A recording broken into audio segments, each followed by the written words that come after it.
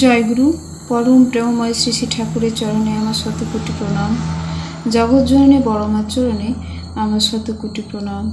শ্রী শ্রী পর্দার চরণে আমার শতকোটি প্রণাম। শ্রী শ্রী আচার্যদেবের চরণে আমার শতকোটি প্রণাম। আপনাদের প্রতি প্রত্যেককে আমার আনন্দিত জয়গুরু। শ্রী শ্রী ঠাকুর তাহার বাণীতে বলেছেন, ভাবির সাথে না করলে ভাব অভাব যাবে কিসে, সব চাওয়াটাই ভাব হারা তোর, তাই তো হারা দিশে।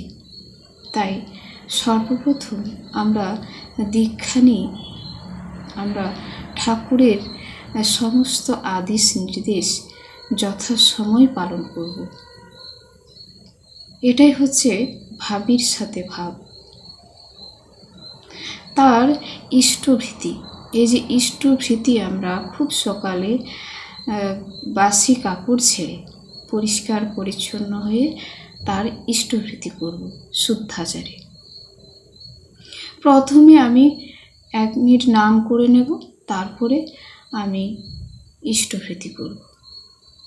এই যে ইষ্টভীতি, আমরা যখন দীক্ষা নিই তখন তো আমরা তার আগে কিছু জানি না, কিন্তু তারপরেও আমাদের এগুলো করতে, খুব সকালে যে ঘুম থেকে উঠতে আমাদের কষ্ট হয়, আমরা পারি না ঘুম থেকে উঠতে, কিন্তু আমরা প্রতিনিয়ত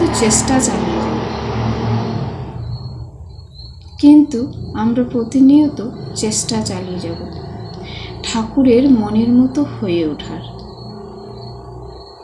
তিনি আমাকে যেগুলো বলেছেন, যে নিয়ম নীতি দিয়েছেন, সেগুলো আমাকে পালন করতে হবে। তাই ঠাকুর বলেছেন, ধরো করো হও পাও, করাই তো পাওয়ার জননী। তাই আমাদেরকে কিছু করতে হবে, করলে আমরা ফল পেতে পারি। আমরা সারা বছর যদি একটা হাতে পাখা নিয়ে বসে থাকি, পাখাটা হাতে নিয়ে বসে থাকবো, নড়াচ্ছি না, তাহলে কিন্তু আমি ওই হাওয়া পাবো না। তাই আমাদেরকে পাখাটাকে নড়াতে হবে, তাহলে আমি হাওয়া পেতে পারি। তাই পরম প্রেমময় শ্রী শ্রী ঠাকুরের আমরা দীক্ষা নিয়েছি, আর চুপ করে বসে থাকলে আমাদের হবে না। আমাদের তাকে ধরে, তাকে অনুসরণ করে চলতে হবে প্রতিনিয়ত।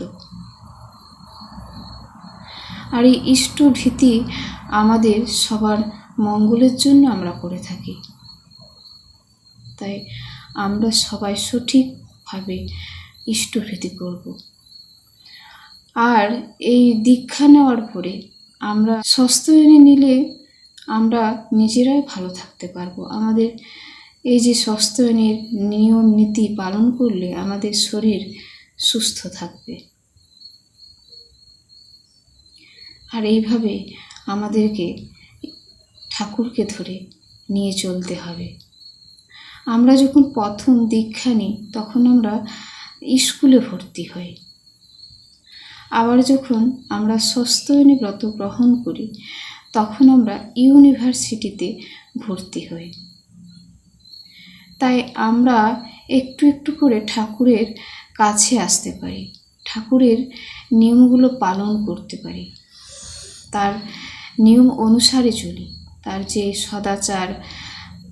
আবার এই ঠাকুর বলেছেন এই নিরামিষ আহার, এগুলো আমাদেরকে করতে হবে। তাকে যদি আমরা ভালোবাসি, তার কথা যদি আমরা অনুসরণ করি, তাহলে আমরা পারবো করতে। তিনি যেটা বলেছেন আমরা ঠিক সেটাই করতে পারব।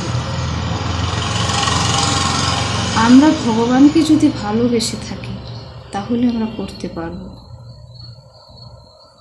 তাই আমাদের এই গুরুকে বাড়ির প্রধান সদস্য করতে হবে, আর গুরুকে ধরে চলতে হবে। তিনি হবে আমার বাড়ির প্রধান সদস্য। আমরা এই ঠাকুরের নিয়ম নীতি কাজকর্ম করতে আমাদের অসুবিধা হয়, কিন্তু আমরা যদি প্রতিদিন চেষ্টা করি, একটু একটু করে চেষ্টা করি, তাহলে আমরা পারব। আমরা যেমন প্রতিদিন ব্রাশ করি, এই ব্রাশ করাটা আমাদের একটা সংস্কারের মধ্যে চলে এসেছে, যে আমরা ব্রাশ না করে খাবই না, ব্রাশ আমাদের করতেই হবে। তাই আমরা এই যে ঠাকুরকে ধরেছি, প্রতিদিন আমাদেরকে ইষ্টভৃতি করতে হবে, ঠাকুরের প্রার্থনা করতে হবে সঠিক টাইমে, সেগুলো আমাদের সংস্কারের মধ্যে পড়ে যাবে। তাই আমাদেরকে প্রতিদিন এগুলো করা দরকার।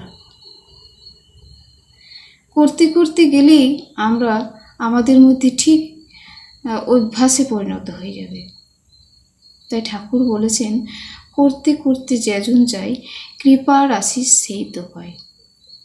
আর না করে যে পেতে চায়, দুঃখ তার